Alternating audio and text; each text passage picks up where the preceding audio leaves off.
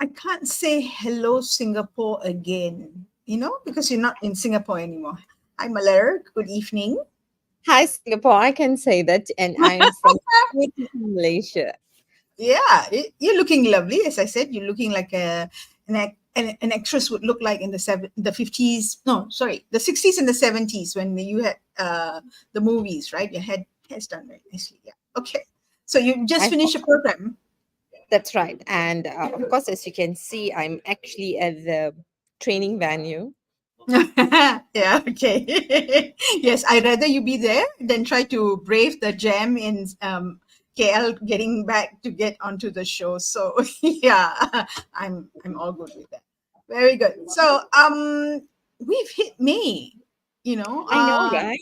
Right. It's like, whoa, okay, it's running and rolling. We started in March, we are in May, and we've been having such good fun with the topics that we've had over the weeks. And Ashok said we needed to think about this year, 2024, in terms of topics that matter.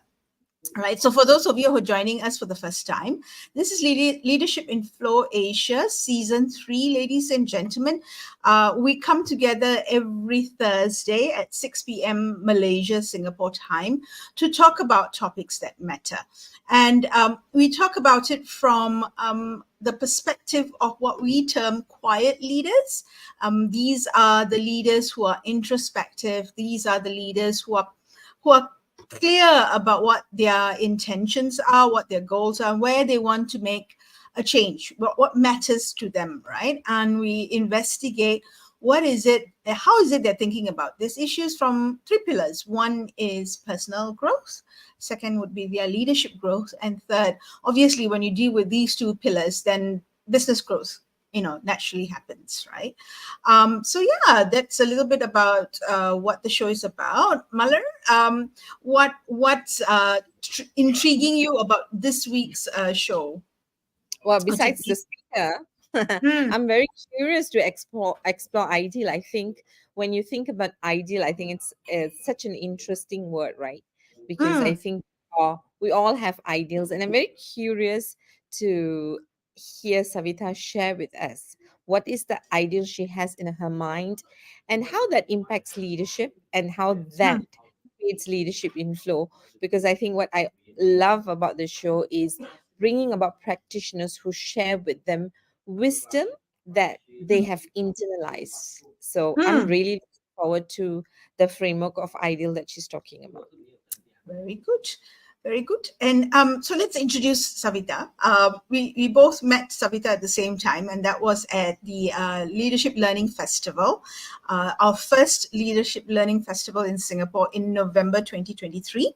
And the festival was a natural progression from running this show every week. And Savita joined us. She said yes to our invitation. She joined us. And I remember very vividly that right from the get-go, right from the start, I could feel her energy, and she had this energy of really getting into the vibe. But she also had this energy of curiosity and openness to whatever that we were going to do. She had no idea what we were going to do, right? And all the questions that you asked and things like that. So I thought, I like the energy, and I got to talking to her post that event and found that there was an angle for us to bring her to the show. A little bit about background. This is a lady who's steeped in HR. So she's a leader who's very deep in the HR space. She's been in all the regions. She's taken care of HR in name it, right? Asia Pacific, North America, EMEA, right? And she's worked with the brands that, when we think about where do we want to go and work, those would be the brands that want to go and work. Oracles, the KPMG, Singtel, NCS, Red Hat, as well as Elastic. And in her current role, that's where we are going to talk about what she's doing in her role as Vice President of DE&I, Culture and Talent, at SUSE, which is a German company and an open source German company. And we're going to talk to her a little bit about that and also what she's doing in terms of DEI. So let's bring Savita up to the stage. Right. Hello. Hello. I put Mala in her rightful position. There we go. Hi, Savita. Hi, Sharmini. Thanks for inviting me into this program. You're most welcome. Like I said, your energy is contagious. And yeah, it was lovely for you to say yes to us as well. So it's a two-way street. You need to say yes in order for you to, be in the program. So I talked a little bit about your background and how right now you're looking at DE&I, culture and talent, but I don't think it's only now. I think it's something that you've been dabbling with for a while, right? And when we had our chat, we talked about this term that you coined, all right? You coined ideal, right? And I thought, that's an interesting thing. And then when you deciphered it for us, I thought, that's really, really interesting because it had things that Muller and I talk about in some of the leadership programs that we facilitate, right? So I'm going to pass the floor to you and ask you to tell us what is ideal. So introduce ideal to us. How did you think of constructing it in the first place? And then, let alone defining it. Yeah, over to you. Sure. So ideal is, our approach to DEI, as an open source organization with SUSE. So DEI is something absolutely core for us. And all of our values and how, as an open source organization, how we go with and how we want our people to be reflecting on. So which is why when we were looking at coming up with the DEI strategy and what is our approach, we were very particular that we wanted to slightly reposition DEI and start with I. Because truly, if we are looking at DEI, it should ideally start with inclusion.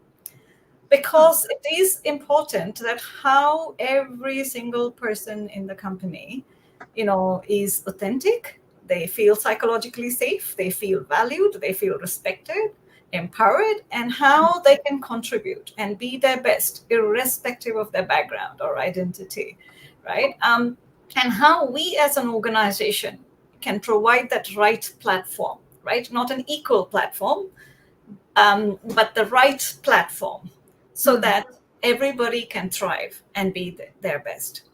So if we take care of these two things, then diversity would become a natural outcome. And we truly believe that.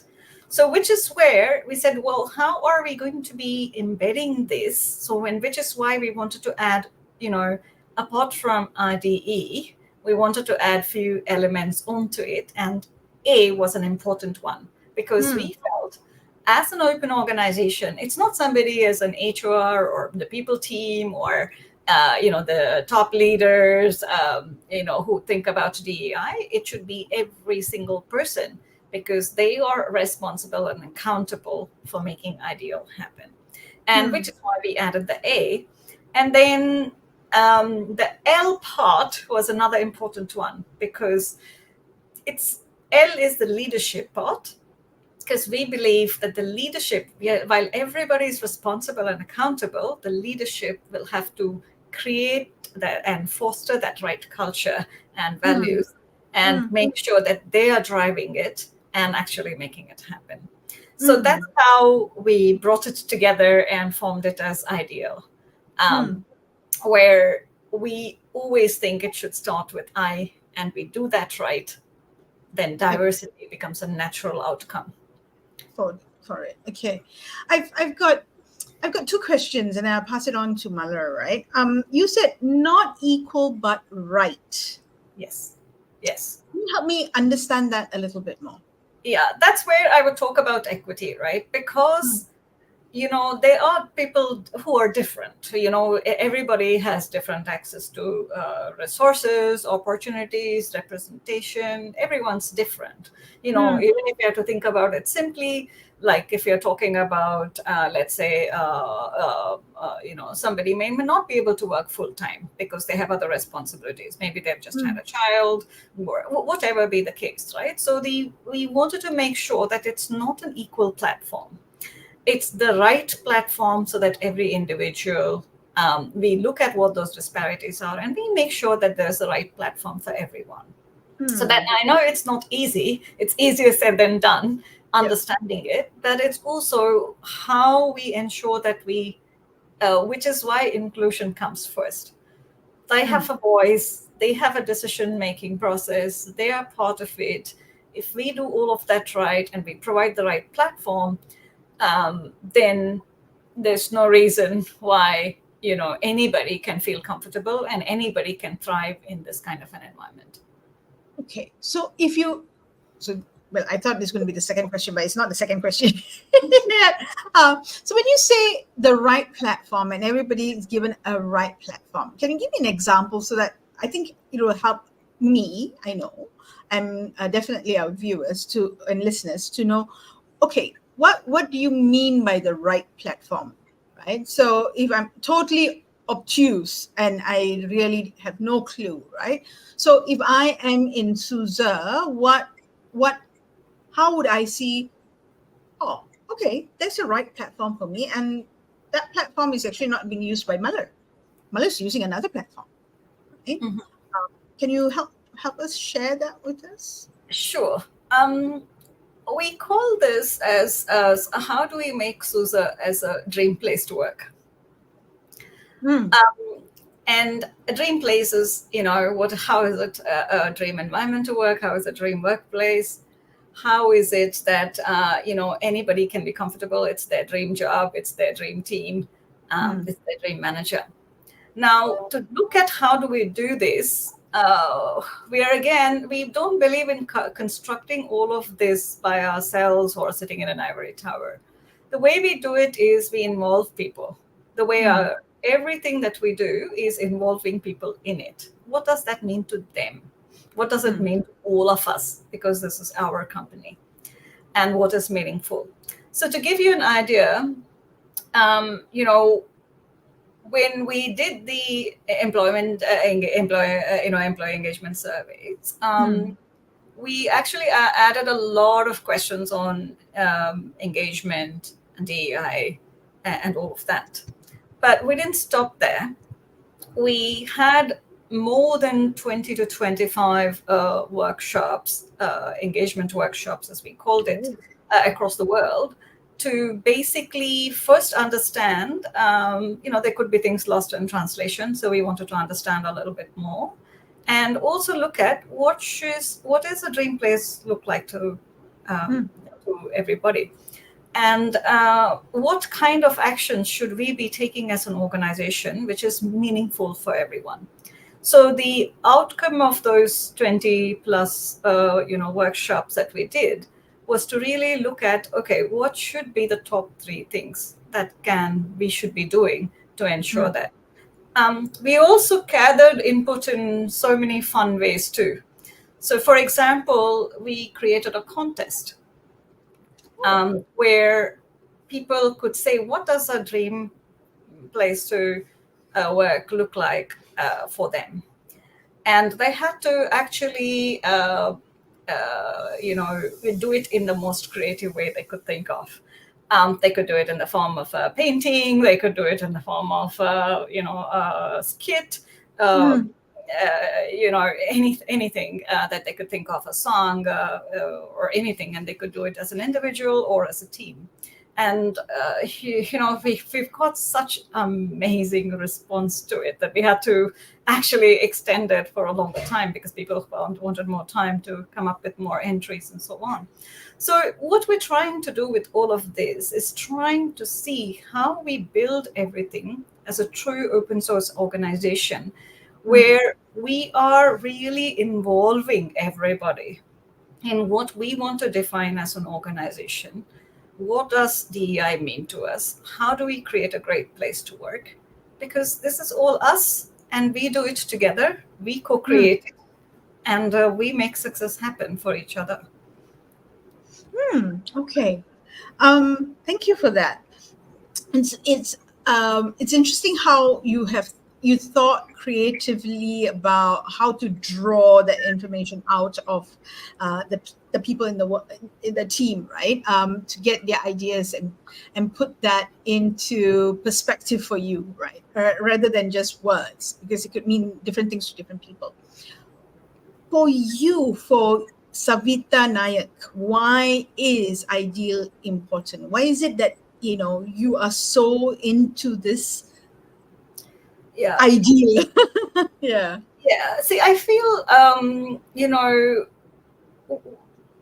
it's how we look at it, right? Because I feel we didn't want to take a superficial approach to DEI Mm, because in many organizations, maybe diversity is just seen as genders, maybe a little bit more than that. And how do we measure the success of DEI? Is it just looking at what should be diversity ratios? Some people should, think, well, should we add in some targets that we have to meet? mm, And even if we meet a specific target, okay, we say 60, 40, etc., what does that mean? Does that make us successful as DEI? So that's where we really felt that for the true success of DEI, if we truly embody in everything that we do as an organization, starting with inclusion and providing the equity and how we build it together, then diversity becomes a natural outcome.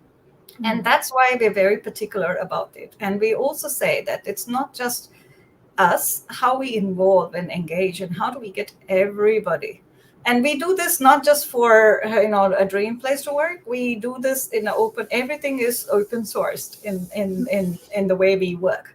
So whether it is building our mission together, building our strategies together, we come up with creative ways on how do we work with the entire organization and get all of mm, their inputs and then incorporate it. So sometimes people may think, well, that's a slow process.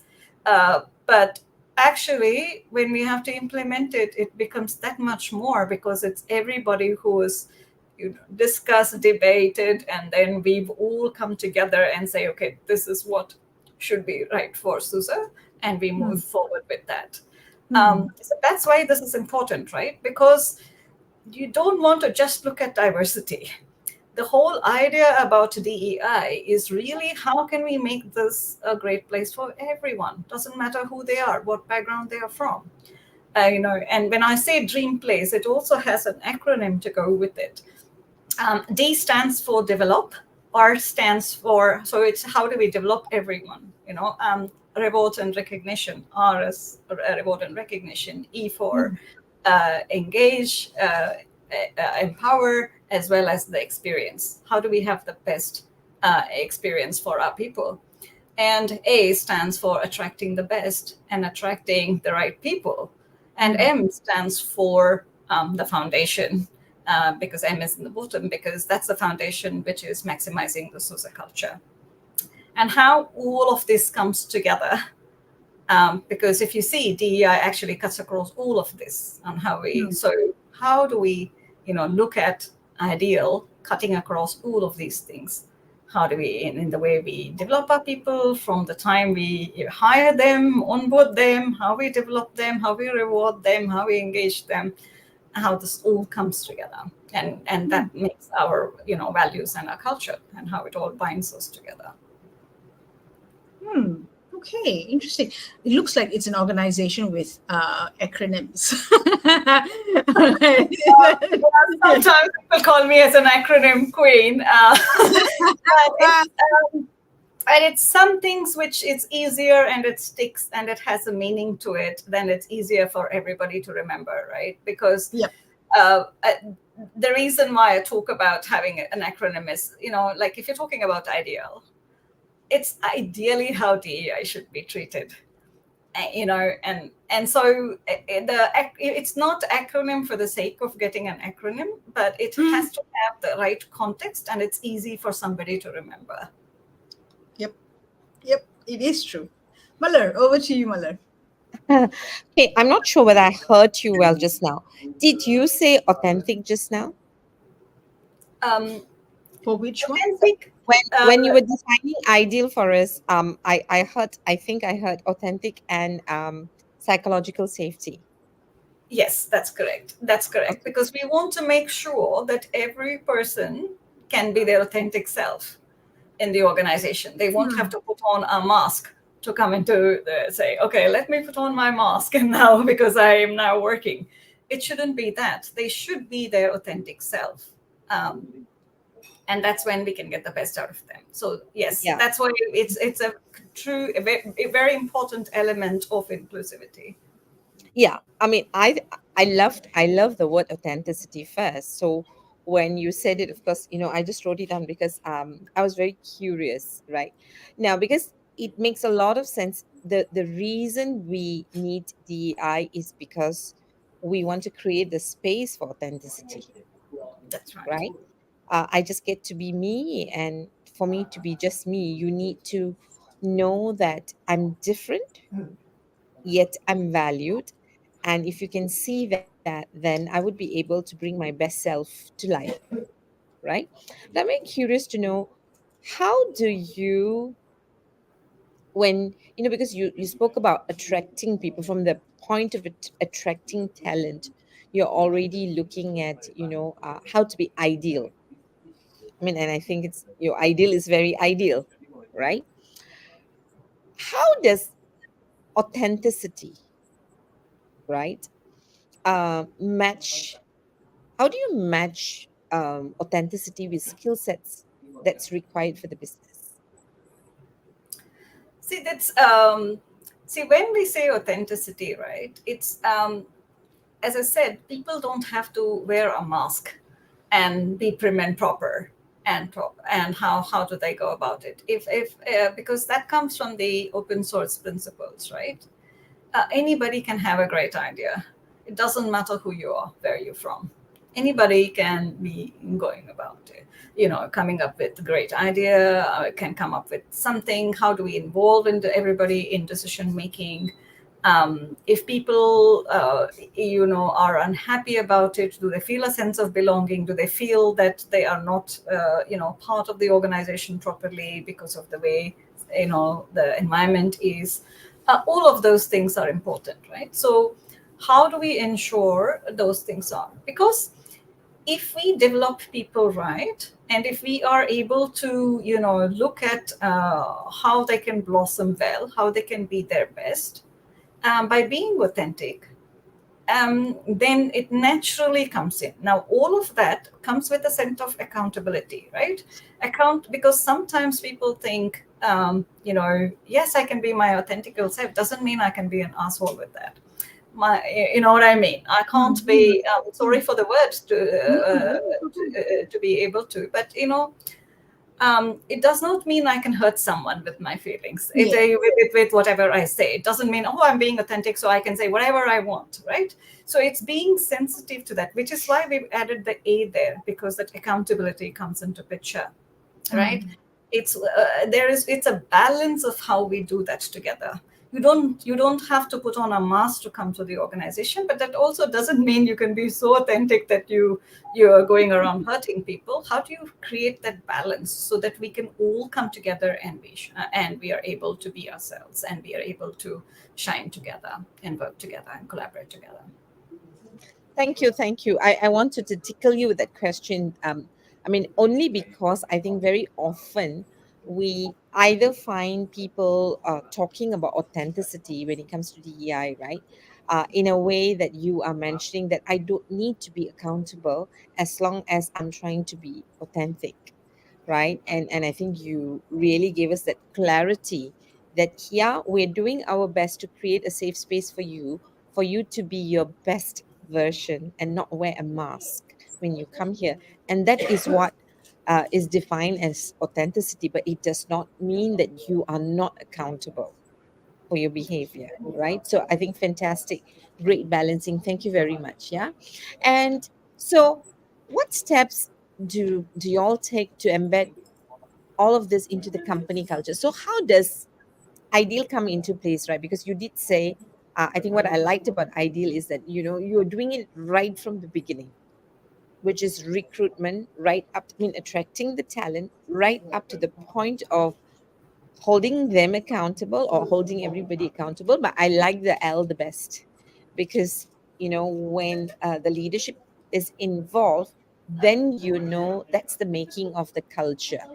But could you tell us a little bit more about some steps that you take within your organization that makes it happen? So it's all about how do we get, it's all about inclusiveness, because that's where we start. That's where we always look at it, right? So as I said before, in everything, all the key decisions of the organizations, we involve our people there. So so we come up with creative ways of how do we get values. So for example, when we first looked at what the values were, because it is by the people for the people, we got the whole organization involved and looking at how do we look at what is our values and how do we bring all of these things together. And so there's various workshops done to get everybody's inputs and then finally crafted it. Now, we are just looking at how do we take SUSE to that next level of success. And we've just looked at what is our vision and what is our mission going to be and so on. And again, we're looking at how do we involve everybody in the organization? How do we come up with creative ways where we can get inputs from everybody, and then how we build together? So similarly, after every engagement survey, of course, we come up with the action plans by involving everybody. And then every all hands, we go back and talk about, okay, these are the actions that we all decided on. Here's how this is going. Here's some of it went well, some of it we have to work on further now, and let's get some more feedback and how do we proceed. So it means as an organization, what we're doing is we're not just being open and transparent and talking to people about what is our strategy, where are we going, what we're doing, but we are doing one extra step, which is involving them in building it together, co-creating all of these things. And so everybody truly believes that this is our organization, we build it together, we make it successful together. And that's really the essence of ideal. So that ownership comes on every single individual, that this is our company, we build this together, we make it successful together. Nice, nice. What you describe is really ideal. And I'm very sure every organization, if we put them together, they will say that's our aspiration, that's also our dream. Okay. However, the real struggle that I find that we have today is time. Because you said two things, right? Co creating involving everybody Everyone. and Yeah. having conversations. And you did mention workshop. Now, all of it is, so put aside the investment in workshop. Okay. I think, well, let's put that aside because that's resourcing. But I think one thing that most of us don't seem to have, even for decent communication, day to day communication, is time, right? How do how do you set priorities in your organization in setting the ideal culture?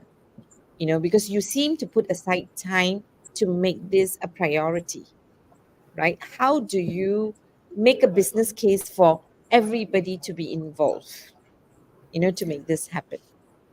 Yeah, yeah, there's various ways that we do, right?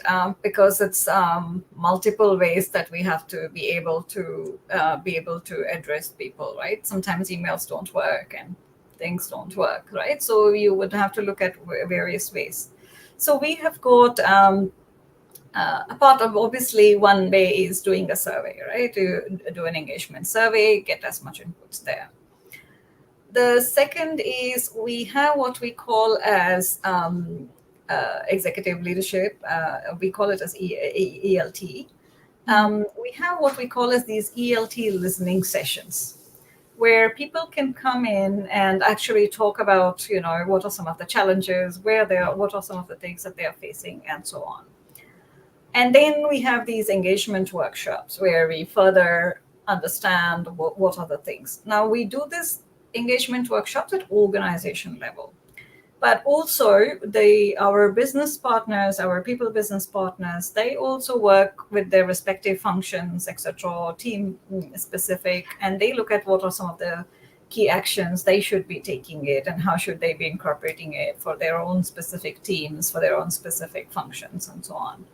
So it's done in many different ways. And then we have these, to say, okay, finally, we took all of these inputs. What did we do with it? So we have these all hands, global all hands, where our CEO and the other executive leadership team are talking about how we are taking all of this and building it into our strategies. How does this becoming on what are some of the actions that we are taking, what are some of the initiatives that we are driving, and how we are moving forward.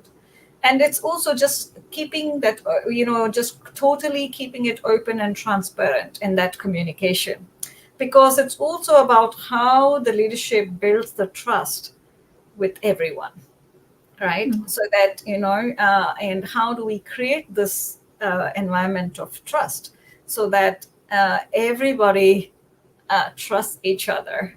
Everybody trusts the leaders trust the people, and how we can bring it all together and we make it happen.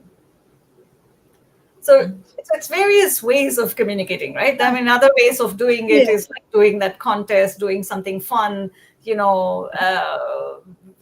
have some, various types of sessions, this, that, and we create some things so that people can come together, because we're very, because, with, we have a very hybrid working kind of a culture. Right. So there could be many people working from different countries across the world, where they may not have a SUSE office in that particular city or in that particular place where they are at. So how do we also build this culture, right?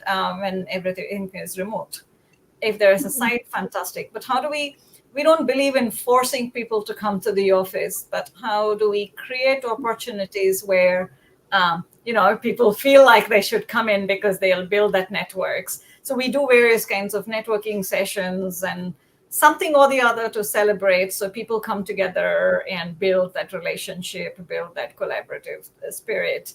Like, for example, today our CEO was in our London office, and we just got all of the people along, and it was just a very nice thing, because people thought, oh, it's good to be coming into the office and a great time to meet everybody, so let's go into the office. So it's just a nice thing that we create, and how we all come together.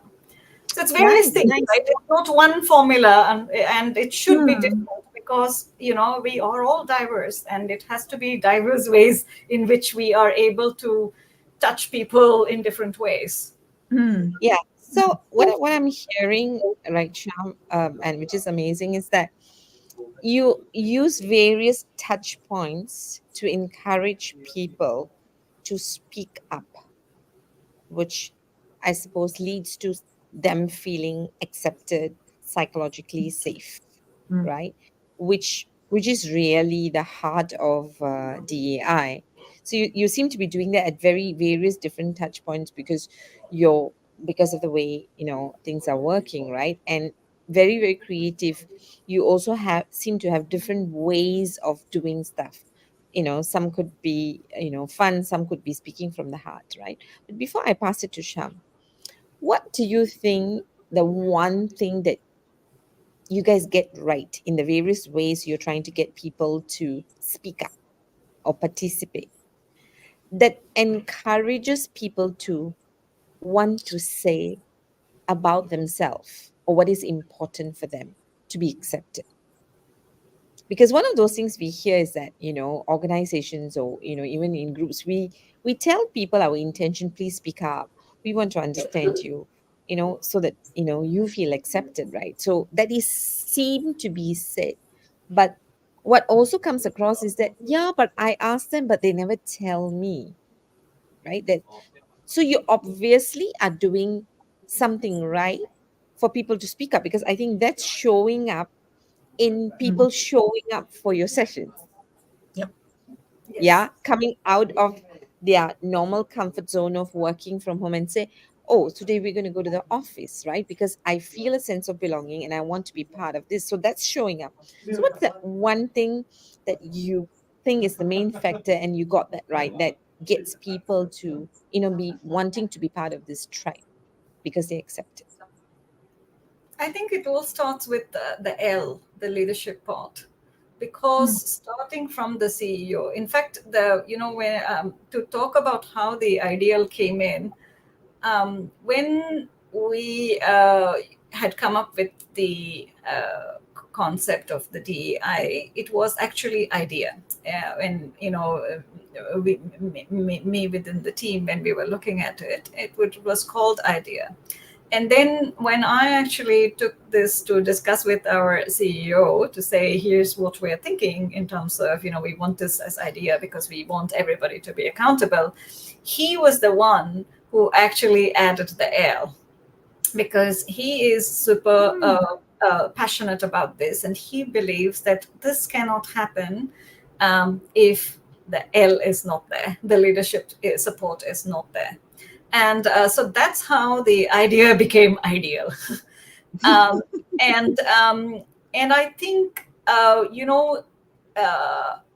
ensuring that our leaders are role modeling and walking the talk is very important. It's very easy to say, let's create a very open environment where everybody feels psychologically safe. But then the minute somebody opens up their mouth, if we are shooting them, then that's not the right environment. We have to be able to walk the talk and show that you can actually come in and have the right environment, and you will be respected and we will answer you. Which is why, and do we even have a forum for people to come and speak, which is why we have all of those listening sessions and those engagement workshops where people can come and speak, and nobody is going to be judging them. It's to Mm. understand what is it they have in mind, what are the challenges that they are facing, and how can we all come together to solve. And nobody is sitting in an ivory tower to solve it either. We all look at how do we solve this together, and how do we. So I think that's what's the important part, because sometimes people think, oh, we'll come up with this mission, we'll come up with these values, and have a workshop with the leadership, and somewhere it's on the wall. But if it is Mm. not lived every day, and people don't even relate to it, it's somewhere up on the wall, people don't even remember what those are, Mm. then it really doesn't make sense. So it's how do we create that right culture and how everybody lives it together. And that's how do we bring it all together. That's what matters. And it takes time to do that. But people should see that my voice matters. So to give you an example, we did the engagement survey earlier this year, and we gave 2 weeks window. And typically, you know how it is. We have to sometimes extend it, remind everybody, please do the engagement survey. Here, we did not even extend it by one day. We finished it exactly on time, and we got, and in fact, I wanted to add in a lot of additional questions. We, in fact, doubled the questions from last year in terms of the survey. And we got 90% participation rate. Even if you look at the number of comments, they were like, if you took an average, it was about 6 comments per individual. Mm. The fact that 90% globally we've had that participation. Some countries it was like 100%. You can imagine to get that 90%, right? And even there, everyone's not just participated and put a tick, but also take bother to write so many comments. People won't do it if they don't believe that actions will be taken, their voices won't be heard. Yeah. And that's a true reflection. If people really believe that voices will be heard and they can actually have their say, it's a true indication for me. So it's hard work, but at the end of the day, we have a organization where people feel they are empowered, where they can be engaged, and they truly believe that this is our organization. Hmm. Hmm. Wow.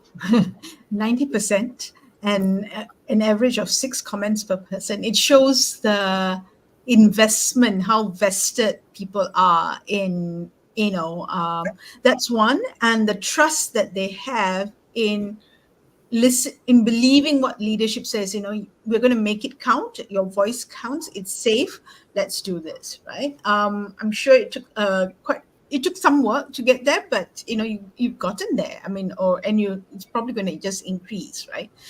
So I want to go back to backtrack a little bit into the leadership, right? So you say you start with I. If you've got inclusiveness, then everything else follows through, right? But you kind of bordered it with the L on this side, right? And you could say the L is also where you need to start, because if you don't start with the L, then the I is not going to start at all, right? So you could also look at it from that way, right? So let's look at the L. Let's discuss a little bit about the L, right? And from the perspective of, so you shared quite generously in terms of all the how you're doing it, you're how you think about it, how you've crafted little different, not little but different kinds of interventions to attract different people and what they are. It's inclusiveness in action, right? I want to talk about what's the foundation, the foundation that the L created, right? And I'm not sure. I'm going to go out on a limb here and say maybe everyone wasn't on board at the same time. Everyone didn't buy into the idea. So, from your experience, what was the mindset shifts or skills that needed to be built by the senior leadership team in order for us to say now, okay, we are ready and to take ideal and run with it. Actually, to be very honest, because we as an open source organization, it Mm, was not so much of a mind shift that had to be done mm, because the foundation was already there. mm. And so when we were looking at how should we look at DEI and what is our DEI version 2 or 3, or as we are calling it, Hmm. like I said, there were various questions. There are many organizations who decide they should have targets, diversity targets, how we measure what we do. And which is when, and people were asking, so what is, as Susa, do we want to have these kinds of targets at various Hmm. levels, director level, VP level, what is the kind of, and that's where we felt we don't want to look at it superficially like that. Is it just about genders? Hmm. Diversity goes so much beyond everything. It's, if you're truly looking at diversity, it's how we're involving everybody to be able to have a voice, everybody being seen and being counted, being everybody, and how do we celebrate that uniqueness, right? So that's what we really looked at, and that's how we said, okay, this is what is ideal for us, and how and and for the leaders, I always start with all of the various things. We always look at it. We in fact let's look at our own diversity at the leadership level, at the executive leadership team. So we looked at at the personality level to see how are we, because sometimes, a lot of the times, we, psychologically speaking and unconsciously, maybe when we hire people like us. So we wanted to see what is the diversity in this team. So we actually use psychometrics to look at that part. And what was really good to see was that it was, there was such a big spectrum there. And we could saw that our team was actually very truly diverse in terms of various ways, right? So, and we're doing this with all of the other leadership teams too, to say, okay, we're all so diverse. How do we ensure that everyone's voice is heard? There could be some loud mouths. There could be some people who are quieter. How do we make sure, but they could be the ones who have the right ideas. So knowing each other, understanding each other, knowing what our strengths are, who is complementing our strengths, helps us to have a better team. So we're doing these things where, so it's easier for people to understand, these are the ones, we are the extroverts, so maybe we should keep quiet and make sure that we create a time so that all the introverts can have their time and they're able to talk about their ideas and have their voice too. So these are some of the things which we're doing to ensure people kind of understand each other. People can complement each other's strengths. They know where they're at. And as a team, they look at how can we work together better. So we've had this, again, as various teams, we're doing these things so that people come together and understand the kinds of how you can have diversity of thought, how you can have diversity of personality, and how do we work with so many different personalities, and how do we still make a decision with all of that. Wow. Okay. So it's amazing. This is the first time. It's, well, not the first time, but you don't often hear that senior leadership goes through that process that usually you say it's left to the next level, the third level down, that you need to look at your team. How do you make the team work? But what you've described is how does the senior leadership team make itself work? Right. And we need to see how we are, who we are, and how we are different, right?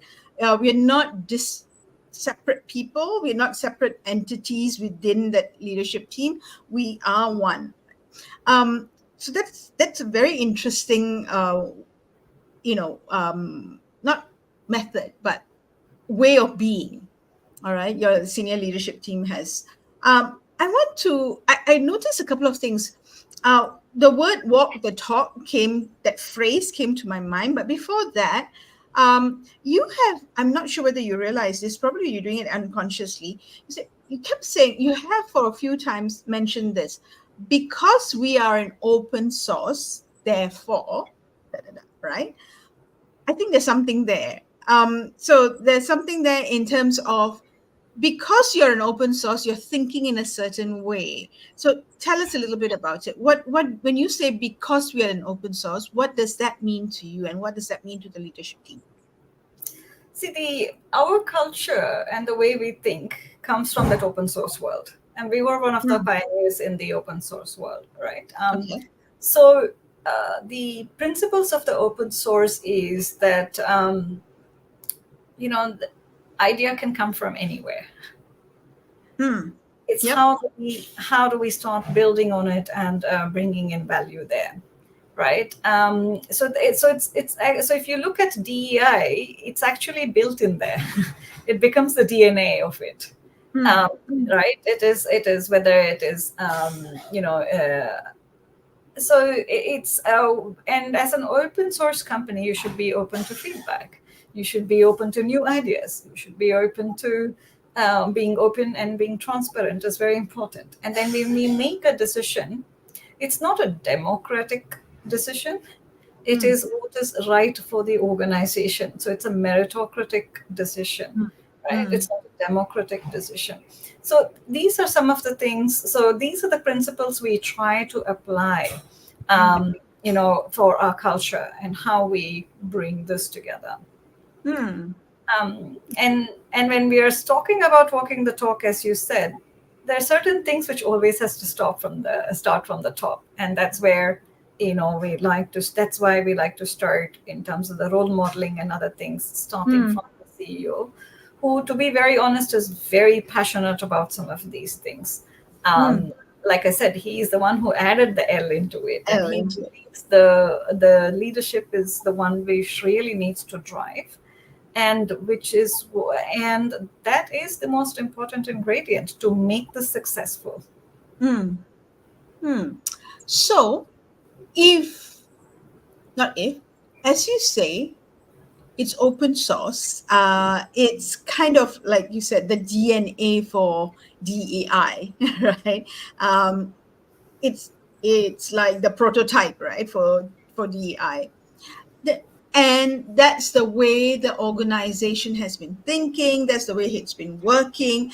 Um, and you're putting it into a framework for everything else in the organization, the people part of the organization. Now, what was the business impetus to bring ideal into the picture, or to drive ideal? What's the business impetus that you're open source, you've been successful, so what's making it so important that you drive it now, right? And make a specific framework. You're doing a lot of thinking, you're doing a lot of tracking, right? There's a lot of resources that are going into it. There's a lot of time of the senior leadership has spent on it, which is a lot of money, right? So what's driving it? What's underpinning it? Well, it's very simple. Business Hmm. success can't happen without people success. Hmm. Right? If we want the best business success, it's how we come together as a team and as a people should become successful. Hmm. And if we want to drive the organization to really go look at how do we grow, how do we get into that next level of success, we wanted to again bring this the spirit of open source, and how do we ensure that we are strong here, Hmm. because when we do that, and we again look at, okay, how do we go to that next level of success, what do we Hmm. need to do, and how do we all come together once again and start looking at how do we make this happen.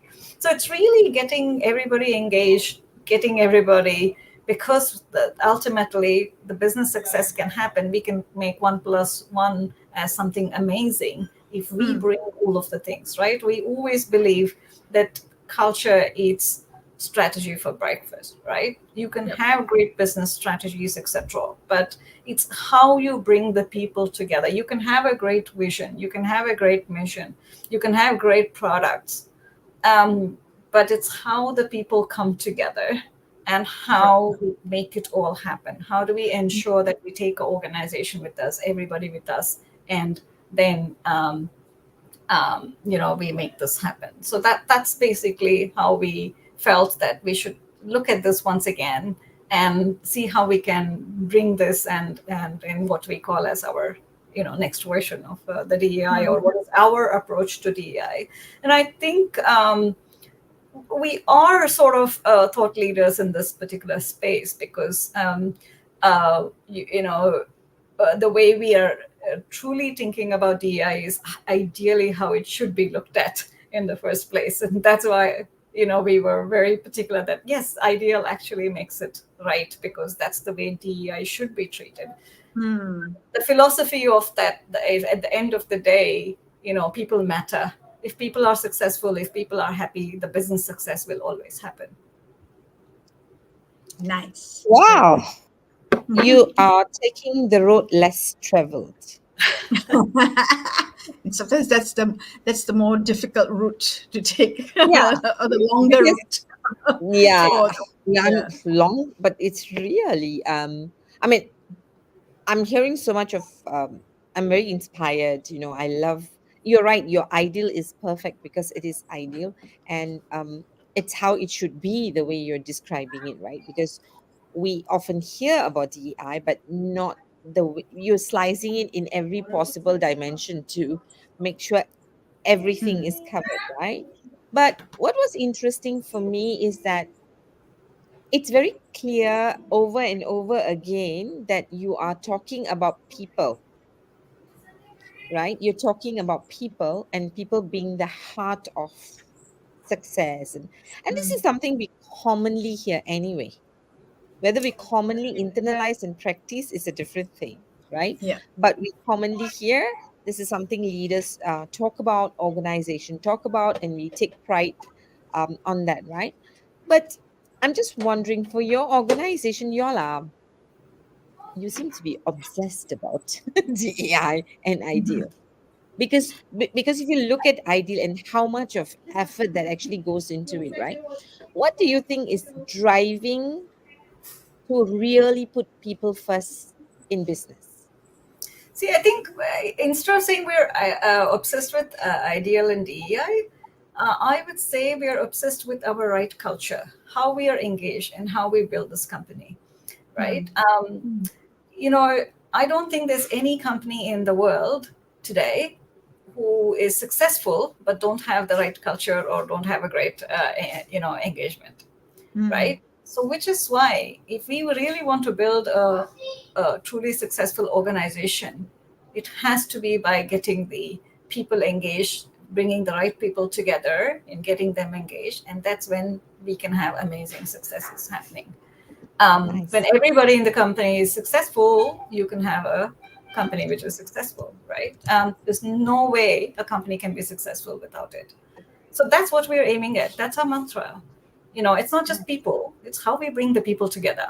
Every company has people in it, but it's the Nice. secret is how we bring this people together, Hmm. uh, as our secret sauce to really make this and bind us together, and how we all live our values and how we make all of this happen.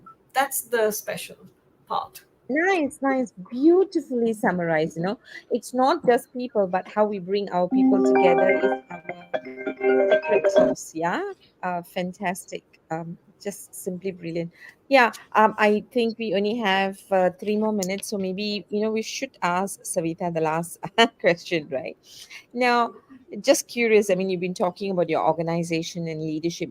What has been an ideal moment for you, Savita? That moment where that the leader or team member create ideal for you. So, what has been your moment? Can you just share it with us? Hmm. Well, my first thought which comes to mind is, when, as I said before, when we were initially thinking of calling it as idea, and when we were discussing with our CEO, he decided to make it, he decided and he suggested that we should add L to it. For me, that is something very important because, some of these things that coming from the CEO himself, it really shows how it is. And that's an ideal moment for me. But we've had many such moments, right? When we were doing the engagement workshop, for example, we had one of the newer, people who had joined the organization, part of that workshop. And this person said, this is the first time in his 30 years of experience where he was called into a workshop like this where you know Hmm. we were asking, what is this for you, what is, and so on, right? So he said he's never experienced it before, and that was heartening to hear. So I think it's how each of us, right? We when people come into the organization as new people join in, right? Um, People feel integrated into the organization very quickly. So much so that we call it as Sousa dog years.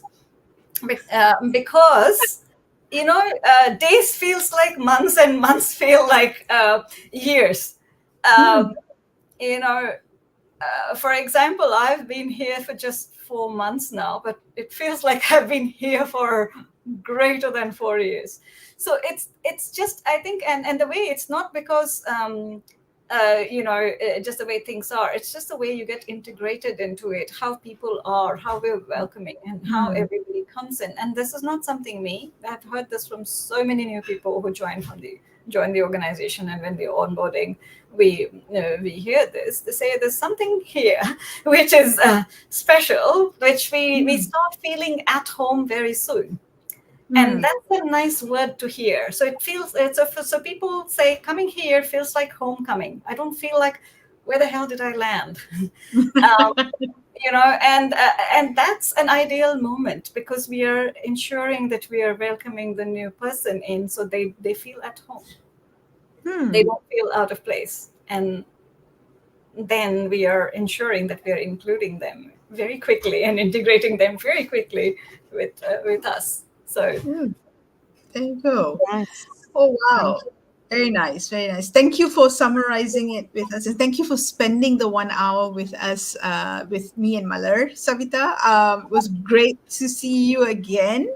And it was also very interesting to take for you to take us through that journey of ideal, that ideal journey that you're going, that you started. You're kind of maybe somewhere, I'm not sure whether in the middle or past middle, but it's a journey that you're going through. And thank you for sharing that with us. I think one of the things that comes across really clearly for me is that how you're really vested in this, and how you're passionate about it, how you're excited about it. How I think, if I were you, if I'm putting myself in your place, it'll be like, I see this thing just coming to life in front of me, and I'm having a hand in it, and and I'm cooking it, I'm dissecting it, and then I'm seeing it, and I'm putting it back together in a different form. The energy just comes across to me. You talk about it. thank you. But that energy comes when we get everybody involved in the organization. That's where the energy becomes, the energy just Contagious. grows, because everybody believes in it and everybody becomes part of it. And that's when Mm, that energy multiplies and yep. becomes Yep. exponential. I Yeah. think that's what's the best part. Yeah, right. And it's like, it doesn't drain you, it just energizes you. It's flow in practice. It's almost intuitively flow in practice. And I also like the way you said, popped up to me was, when you said people came, you're there for 4 months and it feels like you've been there for years. If you hear that from somebody else, it feels like, oh my God, I've been here for years. But it's not, right? It's the opposite. It's the same thing, it's the opposite. It's like, I feel comfortable, I'm at home, I have come to this place where everybody just accepts me, and we go with it, right? And we make something good. Okay, so those are the two things that jumped out at me. Thank you for sharing that with us. We're gonna put you backstage while we close the show, Savita. But once again, thank you very much. It was Yeah. really great having a chat with you. Thank you. Yeah, I've learned Very much, so very much. much about ideal, but specifically, I think you've made me feel home with the subject. So thank you very much. Thank Oh, you. very nice. Thank you. Okay, so that was fast. We thought, you said it was 3 minutes more, and then we've gone into overtime a little bit. So sorry about that. Kind of raving. So thank you very much for joining us, everyone. It is another week of a very interesting topic that matters. DEI but put in an ideal way. It's not so ideal. I think Savita has given us ways of thinking about it and making it, how we can make it more part of our everyday workplace. Yeah. Malar, if I Um, yeah, I think for me, it's ideal.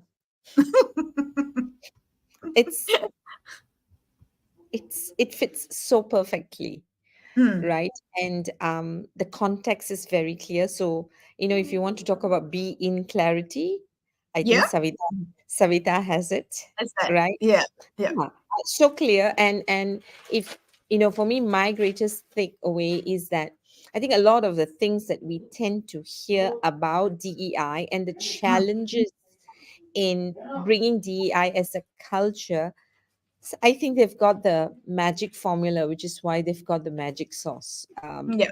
Really, really very clear. And it's about culture, and it Mm. is really about not who we have, but we are only stronger when we come together as one tribe. And that is DEI as a strategy. So I love that. It makes so much of sense. So Sense. with Yeah. that, I think we should let our people go. Just one Yes. Mark, I think Gerald had said hi, and Gerald, for some reason, we are not We able couldn't to see to show. see. Yeah, Yeah. yeah. And so just wanted to acknowledge him. And so Okay. thank you very much. And Sham, you have a great break from the show. Okay, Sham No, is I'm not having. No, I'm not flying away. I was just going to say that I'm going to leave the show in the very, very capable hands of Ashok and you. I'm sure, I don't know who will look after each other, but never mind. That will be sorted out on its own. I will come back with lots of things to share out of ATD in 2024 in New Orleans, and yeah, and the International Forum in Toronto for Think on Your Feet group. Thank you very much, everyone. Have a good evening. I'm going to have a good evening dinner with my family before I fly away tomorrow morning. Bye bye, everyone. okay. Fly safe and come back with loads of stuff for us, right? Until then, Ashok and I will be entertaining you all every other week until Sham flies back. So have a good night, and this is bye from Malaysia.